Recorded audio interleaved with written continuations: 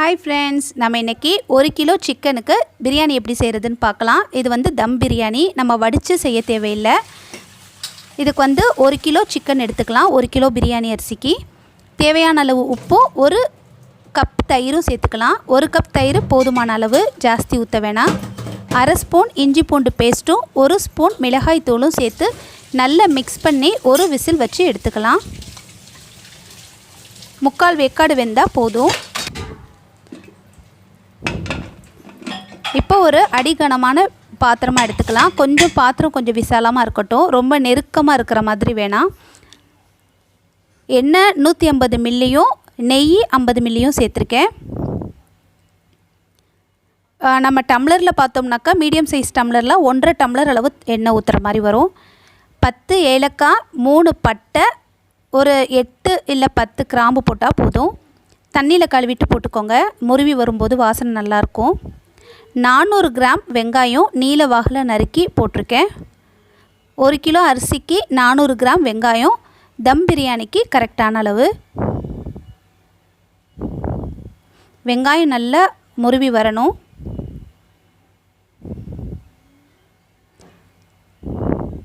நான் வந்து அரை மணி நேரத்துக்கு முன்னாடியே அரிசி ஊற வச்சுட்டேன். இப்போ நான் அளவு காட்டுறதுக்காக நான் இன்னொரு வாட்டிக்கு அரிசி போட்டு காட்டுறேன். ஒரு பாத்திரத்தில் அரிசி எடுத்துகிட்டு எந்த அளவு அரிசி இருக்கோ அதே அளவுக்கு தான் நான் தண்ணி ஊற்றணும், எக்ஸ்ட்ரா ஊற்றக்கூடாது. அதாவது ஒரு பவுலுக்கு 1 பவுல் தண்ணி, அந்த மாதிரி கணக்கு வச்சுக்கோங்க. இஞ்சி பூண்டு பேஸ்ட்டு வந்து நம்ம 100 கிராம் இஞ்சிக்கு 75 கிராம் பூண்டு போட்டு அரைச்சிக்கணும். அதில் தான் நம்ம 1 ஸ்பூன் அளவுக்கு, 1/2 ஸ்பூன் அளவுக்கு நம்ம ஏற்கனவே கறியில் போட்டு வேக வச்சுருக்கோம். மீதியைத்தான் நம்ம இதில் போடுறோம்.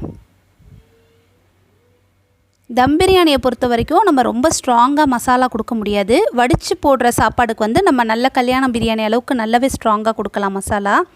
இதுக்கு நம்ம ஓரளவு லிமிட்டாக கொடுத்தா தான் உதிரி உதிரியாக நல்லா வரும். ஒரு சின்ன கட்டு கொத்தமல்லியும் ஒரு சின்ன கட்டு புதினாவும் போட்டு வதக்கியிருக்கேன். 300 கிராம் தக்காளி, நல்ல பழுத்த தக்காளியாக நாட்டு தக்காளி போட்டிருக்கேன். ஒரு 7 பச்சை மிளகா கீரி போட்டிருக்கேன். நல்லா வதக்கிக்கலாம். தக்காளியுமே நீல வாக்கில் நறுக்கணும்னா போட்ட உடனேயே சீக்கிரம் வதங்கிரும். மிளகாய்த்தூள் 2 ஸ்பூன் சேர்த்துக்கலாம். நல்லா சேர்ந்து வதங்கி வரட்டும். மஞ்சள் தூள் ஒரு 1/4 டீஸ்பூன் அளவுக்கு சேர்த்துருக்கேன்.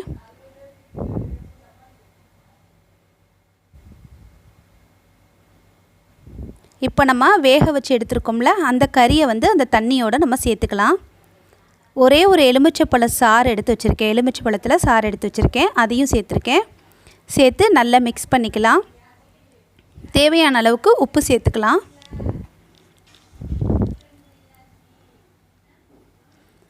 கறி அந்த இதெல்லாம் ஊற்றி நல்லா ஹை ஃப்ளேம்ஸில் வச்சு ஒரு 3 நிமிஷம் கண்டிப்பாக கொதிக்கணும். 3 நிமிஷம் கொதித்ததுக்கப்புறம் தான் நம்ம தண்ணி ஊற்ற போகிறோம். தண்ணி வந்து ஏற்கனவே இன்னொரு அடுப்பில் நான் வந்து அளந்து ஊற்றி கொதிக்க வச்சுருந்தேன். அதை தூக்கி நான் இப்போ இதில் ஊற்றுறேன். ஊற்றினோடனே நல்லா கொதி வந்துருச்சு. நல்ல மலமலன்னு கொதிச்சிடணும். கொதித்ததுக்கப்புறம் தான் நம்ம அரிசி சேர்க்கணும். அரிசி போடும்போது தண்ணி இல்லாமல் நல்லா வடிச்சிட்டு போடுங்க. நம்ம அரிசிக்கு 1க்கு 1 தண்ணி ஊற்றுறோம். ஏற்கனவே நம்ம மசாலாவில் தண்ணி இருக்கிறனால அதுக்கு இது ஈக்குவல் ஆயிரும். அதனால் அதை பற்றி கன்ஃபியூஸ் பண்ணிக்க வேணாம். வெறும் அரிசிக்கேற்ற தண்ணி ஊற்றினா போதும். இப்போ அரிசி போட்டு நல்ல ஹை ஃப்ளேம்ஸில் 5 நிமிஷம் மூடி போட்டு கொதிக்க வச்சிடணும். 5 நிமிஷத்துக்கு அப்புறம் இந்த மாதிரி இருக்கும். பாருங்கள், இந்த மாதிரி இருக்கும்.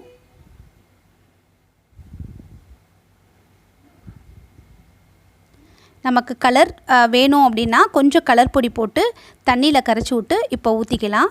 வேணானாலும் பரவாயில்ல, இது ஆப்ஷனல் தான்.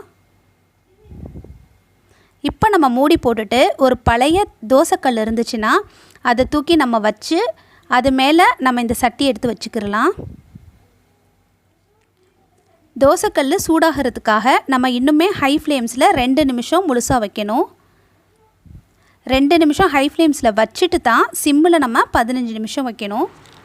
கரெக்டாக 15 நிமிஷம் சிம்மில் வச்சுட்டு அடுப்பு ஆஃப் பண்ணிடலாம். 20 நிமிஷம் திறக்க வேணாம்.